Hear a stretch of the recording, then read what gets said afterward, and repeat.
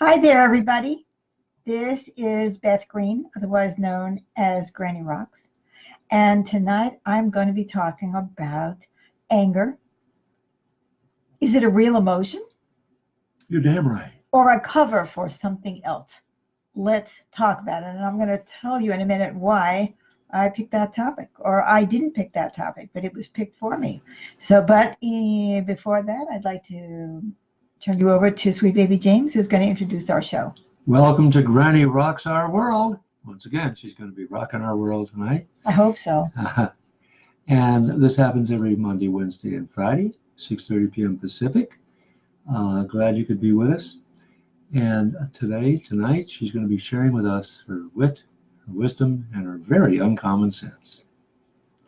Take it away, Granny. Thank you. Well, it's an interesting topic, and I'll tell you how I came to it. Because, the last couple of times I've told you that I tune into the audience and just before the show, and I ask, what do you want me to talk about tonight? And I had a lot of ideas about what I wanted to talk about tonight. I wanted to talk about climate change. I mean, we're worrying about this, we're worrying about that. Meanwhile, we have historic storms everywhere, tornadoes in Texas. We are up here in Central Oregon, and first we had, record snow, then we had record rain, and now we're having near record heat. So come on, guys, and that's what I wanted to talk about. But was that what you wanted me to talk about? I heard, like, in that unison, anger. I want to hear about anger. I thought, well, what am I going to say about anger? Everybody talks about anger. In fact, everybody tells you that it's unhealthy to be angry. So let's try to understand anger a little bit better. In the meantime, I want to say hello to some of the lovely people who have joined us. Erica, happy Wednesday, she said. Yes, indeed, it is Wednesday. And then Elizabeth says, hello, Beth and James. Luann is here, too. Hello there, Elizabeth and Luann. So, what a weird, Fred said, the blood of Jesus Christ saves sinners. Okay. So what I think that anger is it a real emotion or a cover for something else is kind of an interesting question, because I've always thought of anger as anger. And Helen says Helen and Richard are here. Welcome, Helen and Richard. So, I've never questioned before whether or not anger is a real emotion. I have tried to get under anger. Why am I angry? Okay. But that's what I heard. So you brought up anger, and I heard from my inner voice, is it a real emotion? So anyway, I started thinking about it. When you start to think about things, you see something different. Hello, Tracy. Tracy said hello. We're saying hello back. So glad to see you. It's wonderful to have friends here. You have no idea what it means to me and to Sweet Baby James that you show up, and the likes and the loves and the hugs and the comments and all of that. So the first thing that I thought of about anger is that if sometimes it is. Oh, Irene says hi, Beth and SBJ. Hello, Irene. You see, we're talking about anger. Is it a real emotion or a cover for something else? Let's talk about it. So the first thing that I thought of, which is, what could anger be a cover for, is disappointment. Mm-hmm. I was angry at Sweet Baby James because I was disappointed about something he was doing, and I want to control it, and I can't control what he's doing. So I'm feeling angry. Anne says, hi, Anne, great to see you. You see our topic, anger. Is it a real emotion or a cover for something else? Let's talk about it. So, Anne says, great topic. So glad that you like it. So, okay, so supposing we're really disappointed. Oh, no, you're not coming for dinner tonight, and you said you would. Or you said you were going to do something and you didn't. Or you said you wouldn't do something and you did.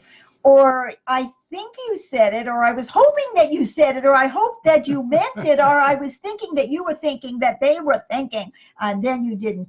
So it's, as they said in Yiddish, ich bin a so disappointed. That's an old Yiddish joke. Anyway, whatever it is, it means that we are angry because we can't control the things that are disappointing us. So we get angry, you know, like if you're a school teacher and your kids don't do as well as you think they're going to do, there's a natural tendency to feel angry, at least at first, if not at them, at least at yourself. And I think if we look at that and say, gee, I'm really disappointed, it sort of helps, because then you start saying, well, you know, I'm really disappointed. Oh, how do I feel? Why am I disappointed? You know, it leads somewhere. Okay, and these are all kind of related, as you'll see. But the second thing that popped into my head was frustration, that we can't have what we want or make people do what we want them to do. Okay, so I really want that jet plane for Christmas. Anne said, who, me? Never. I'm sure she was, you know, we always have a delay. Getting angry when we're really disappointed, or frustrated when we don't have what we want. And so, you know, okay, I really need this jet. You don't understand. I really need a jet plane, because, you know, I can't leave the house without a portable bathroom. So, you know, I want that bathroom, and I want that jet plane, and I can't have it. Of course, that's kind of ridiculous, but it's not ridiculous. We want something we feel we really desperately needed. And when we can't have it, that frustration often feels like what we call anger, but it's actually a frustrated want. You see what I mean? Okay, now let's take a look at some of the fears. Fear that someone is hurting us, and we can't stop that hurt. Has anybody here ever gotten angry when they're really afraid that someone is going to hurt them? You know, somebody raises their arm to strike you, or some, you know, you may feel your fear, but you also might feel really angry that you can't stop them from doing something that's going to hurt you, or something that they're doing that might hurt somebody else. How many of us have felt this? Oh, you know, or you suspect that somebody's abusing a child, but you don't have enough evidence, and there isn't anything you can do to stop them from doing it. And you feel the pain of it, but you also feel angry. Oh, I'm so angry at the system. The system doesn't let me just take that child out of the house. Of course, you could be completely wrong, and, you know, then you're hurting somebody else.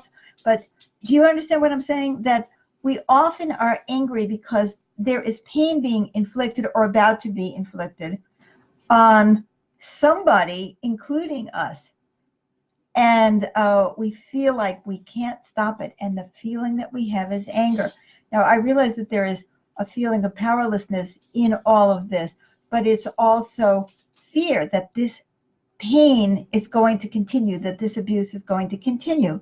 Now, I want to talk about another fear, that someone is overpowering us. I am angry because you keep making me do what I don't want to do, or making me do what you want me to do. I mean, it could be as extreme as I'm tied up with ropes and being raped, you know, which happens. Or it could be something like, my boss is insisting that I do it this way and it doesn't make any sense to me, and they have all the power. So there's that feeling of being overpowered, and we get really angry, or we feel it as anger. But you see, under that anger, again, as before, under the anger was disappointed, or under the anger is frustration, or under the anger is fear. And why I think this is really important before I go on is that if we can look under the anger specifically in each case, we might know what to do other than just get angry. Now,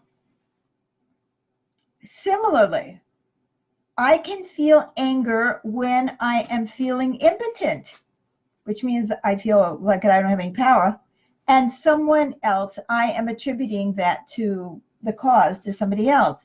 Like, you're the one who's stopping me, or maybe you are stopping me, actually, or you know, I can't stop global warming because we have a government that pretends that it doesn't exist.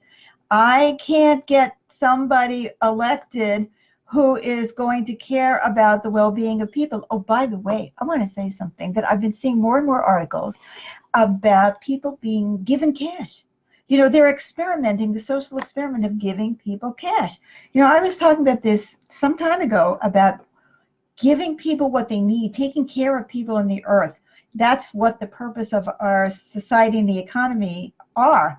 And and you know, wouldn't that change everything? Well, what is really wonderful is people are trying it out, not just outside the U.S., but inside the U.S. too. So that's kind of exciting. But most of the time, we feel like there are things that are happening that we cannot control, and we attribute that to somebody. We find somebody to be angry about.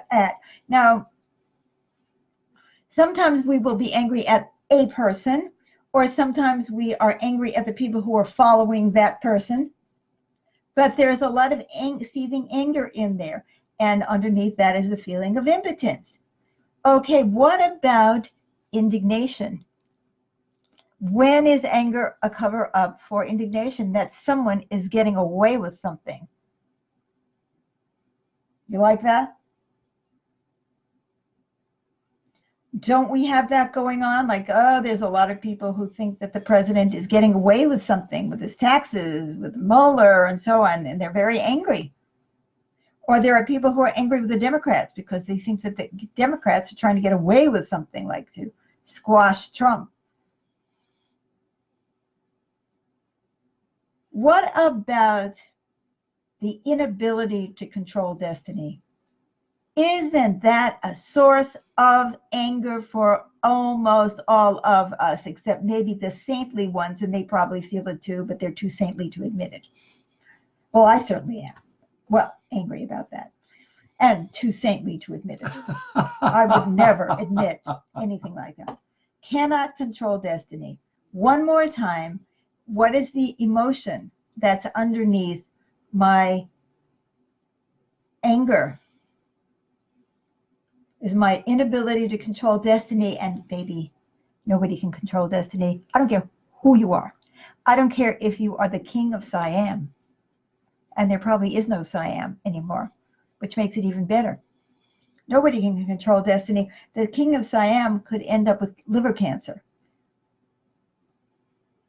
So we're seeing a theme here. It could be a cover for our feelings of inability to control people, like our children. They're not listening to us.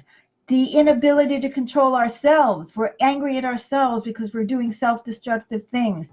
And sometimes anger is just an attempt to mobilize ourselves out of passivity to get ourselves to do something about our oppression or the state of the world, or how mean everyone is to everyone and all of that. By the way, there's a lot of people who are not mean, and that's good too. So now I've just kind of flown through a whole bunch of things, and I want to say to you and me and all of us, if we could just stop for a minute and see what is our greatest source of anger and what's really underneath it, and what can we do about it. So for example, we discover that our anger is basically, we're angry at those who disappoint us because we are disappointed and we're in pain about that. Well, then if we realize that we're disappointed, then we can talk about, gee, I feel so disappointed. And maybe we could even talk to the person about, you know, I thought you were going to do this and you did something else. And I felt really disappointed. See, I did that today. I got angry about something instead of saying I was very disappointed with what you did, right? And usually when you get angry instead, then that begets anger from the other person. Exactly. Or shame or something. So let's say it's frustration that we haven't got what we want, or we can't make people do what we want them to do. Well, if we look under that, you see that anger which we feel, say, okay, maybe we can't have what we want. Maybe we can't. Well, what can we have? So if we are not conscious that the anger is really about our frustration, but not ever getting what we want, then Helen says, love the challenge to look deeper. Bleh, thank you. So if it's about not being able to have what we want, we get to look at it and say, do we really want this? Do I even really want this? Or do I need this? Or is this something that would be good for me? Or is it really for the highest good of all for me to have this? Oh, I can't have that drink. You're stopping me from having that drink. Don't lock that cake away in the toilet. I want it. I want it. You can't stop me. Well, all right. I'm angry, but I'm frustrated because I can't have what I want, even if it's hurting me. So, you look at me and say, why do I want to have something that's hurting me? So you see, I look at that and I'm not just sitting there with the anger, I'm actually self-examining. Do you remember some great French philosopher said, I don't even know if he was great, but he said this one thing, which as far as I'm concerned makes him great as an author of some sort. The Unexamined life is not worth living. That's the one. That was the very one. Thank you, honey. Okay. Now the fear that someone is hurting us and we can't stop it. Okay. So what do? What do we do? Instead of just getting angry, oh, someone is hurting us, or maybe they're even hurting someone else and we can't stop it. Well, can we stop it? What can we do? Again, that brings us to, I'm not just dealing with my anger. Chant, chant, chant. Not that there's anything wrong with oming or chanting or breathing or burping or whatever it takes to make yourself, calm down. Because see, the good thing is when you calm down, then you can start thinking more deeply about it and say, okay, I have a fear that someone is hurting me or hurting someone else, and I can't stop it. But can I? Can I mobilize with other people? Can I just get out of the situation? How many times? We talked about that the other day, about if you don't like, if you have bad relationships with your family, go find another restaurant. Find people who you can, you feel nurtured by. And so, but so many times we just get so involved in the anger, we're really not even trying to figure out what's underneath that anger. Helen says, you look so cute today, Beth. I love that. Sweet baby Jean said my hair looked wilder than ever. But you said I look cute. That's probably, the more you love somebody, the cuter they look. Have you noticed that? Wow thing. Oh, my heart and also, if you're not up too close and the light isn't too bright, you don't see all the incredible number of wrinkles that I have on my face. Anyway, so fear that someone is overpowering us. Well, is someone overpowering us, and have we given them the ropes? So if we know that we're angry because we feel overpowered by somebody, oh, my boss always makes me do a different thing or contradicts me or whatever it is. Well, maybe so. Maybe I'm wrong a lot and I need to acknowledge that. Or maybe I need a new job. But again, focusing on the angry, oh, I'm just so angry. See what I'm saying? Feeling impotent and he or she is the cause. So, okay, we have a government, and it's not, not everybody in the government denies climate change, and not everybody out of the government embraces the reality of climate change. But there are certainly a lot of people. And I love the fact that so many people have gone beyond just that feeling and realize that they are not impotent. You see, it's the feeling of impotence, right? But we are not impotent. We only feel impotent when we get caught up in anger and we're impotent to deal with our anger. It's giving us a stomach ache. Oh my God, look, the time is already passed. Anyway, so if you look at all of these, the inability to control people, the inability to control ourselves, like we get angry at ourselves because we haven't stopped smoking or because whatever it is, it's like, well, why don't we look at what is it? I'm frustrated with myself because I promised myself. I'm disappointed with myself because I promised myself that I would stop smoking this today and I didn't do it. Well, instead of getting angry, let's acknowledge, okay, Beth, I'm disappointed. I don't smoke, but I didn't. I don't know how many, 40 years ago or whenever it was, 30. But I'm saying, get to the real feeling. I am disappointed with myself because I haven't stopped smoking. Well, I can acknowledge that. That is painful, but I'm going to have compassion for myself, which we talk about. And now I'm going to, start again to deal with the smoking rather than to deal with the anger. If we're always dealing with our anger, expressing it, trying to suppress it, being dominated by it, the life gets very hairy. I want to talk about the last one, because I can see that I'm theoretically already out of time. Anger is an attempt to mobilize ourselves. You know, I can't get out of this bed. I can't get out of this bed. I can't get out of this bed. I go through this every morning when I wake up. I can't get out of bed. It's like, oh, I'm so sick. I can't get out of bed. I can't get out of bed. And I think I'm trying to, you know, get out of bed. And sometimes I will use anger to mobilize myself. It's like, oh, enough people feel screwed over by this group or that group or the other group that we're mobilizing. Great. So what do? We get angry and we say, wah, wah, wah, wah, wah, wah. Why don't we just make a commitment to mobilize ourselves for the highest good and give ourselves a positive goal of, okay, my positive goal in the morning is to get out of the bed before I pee on the linens. That's my goal. You know, that gives me a... Deborah said shared. Oh, thank you, Deborah. This live stream is going to be over, but I hope people can then start from the beginning and watch it. So you understand what I'm saying? We are always going to find that there's another way to approach the things that are making us angry. Let's start saying to ourselves, anger? There is no anger. It's just a cover-up for something else.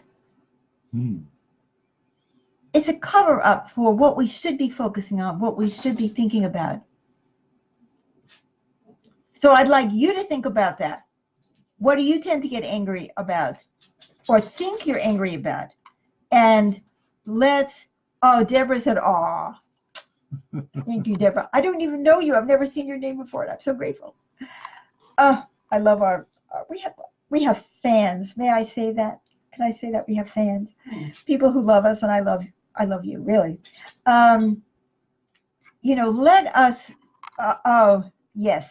So let's do that. Let's start thinking about what's underneath our anger. And Helen said, I love that. Thanks, Beth. Thank you. Thank you all. I'm going to start practicing this myself, noticing every 2 seconds that I'm angry about something. What is the real feeling underneath that anger? And I want to do something about it. I want to have a proactive life, and I'm sure you do too. So please like this show, and please share the show as Deborah did. And comment. Even if you comment afterward, it's okay. I'll go back.